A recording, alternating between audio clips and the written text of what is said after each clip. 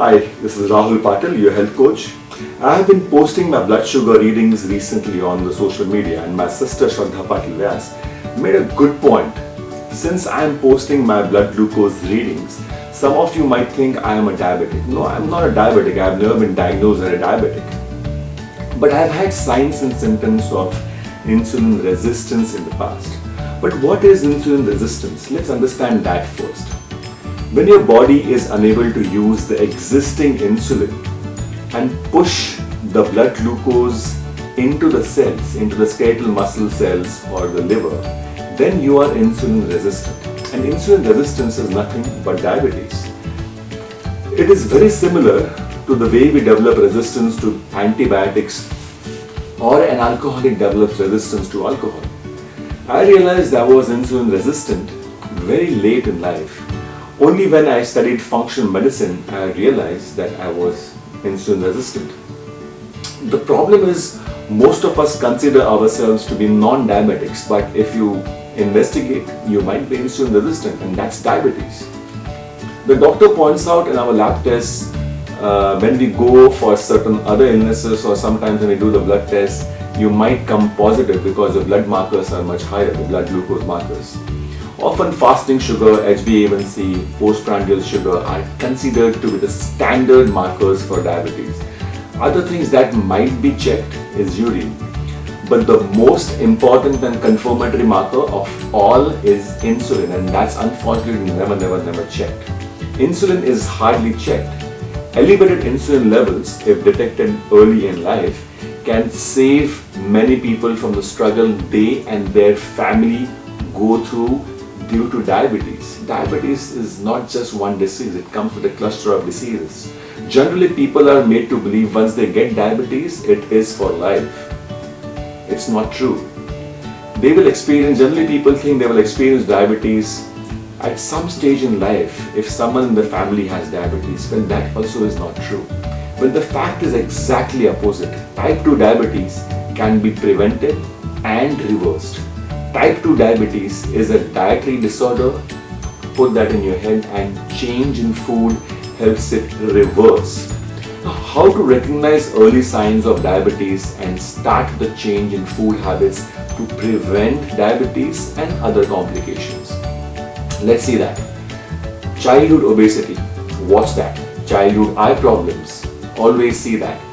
Childhood dental issues, all are insulin resistance. High sugar, darkening of skin around the neck, skin tags around the body, that is extra skin growing somewhere in the body, obesity or difficult to lose weight, frequent urination, frequent hunger and weight loss, hypertension, elevated triglycerides, fatty liver, that is non-alcoholic fatty liver, abdominal obesity, and much more. If you recognize any of these present in yourself or your near and dear ones, your family, friends, it's about time you save them from the future health scare, because diabetes comes with a cluster of diseases. So what did I have?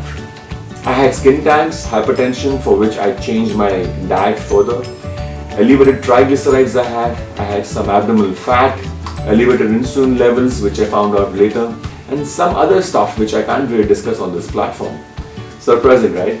Considering that I have exercised almost all my life and have had such more muscle and less fat, I have really ate well as per the standard guidelines which had been taught in the fitness sciences and the sports science. So what was the problem in my lifestyle? Nothing. The main problem laid in the standard food and nutrition guidelines which are taught in nutrition colleges, in sports science, and in all the colleges, which I followed to the T. The problem was in the food choices I was making as per the food science which was taught to us based on the standard food pyramid. You remember the pyramid, the food pyramid?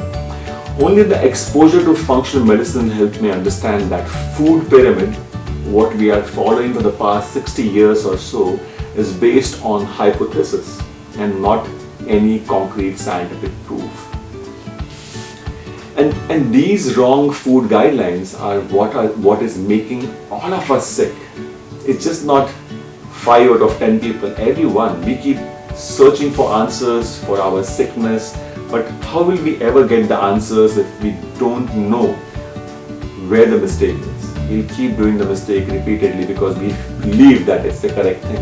It is frustrating to do everything that has been told to us correct and yet experience serious disease, serious illness. I too got frustrated with my own health condition. But I didn't stop there. I kept looking for answers to what made me sick even after doing everything correct. Exercise, eating food as per the standard guidelines, as per the food pyramid. Fortunately, I found my answers in functional medicine. It is time we all take charge of our health.